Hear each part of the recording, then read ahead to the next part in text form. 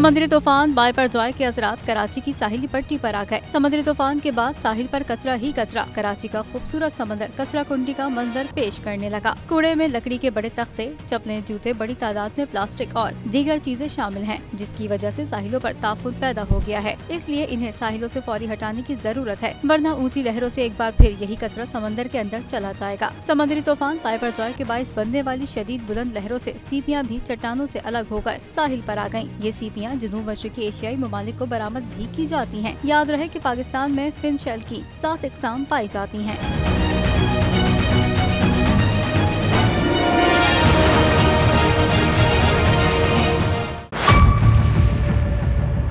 Mayor Karachi के इंतखाब की जंग, बोल ने फिर छोड़ दिया सबको पीछे।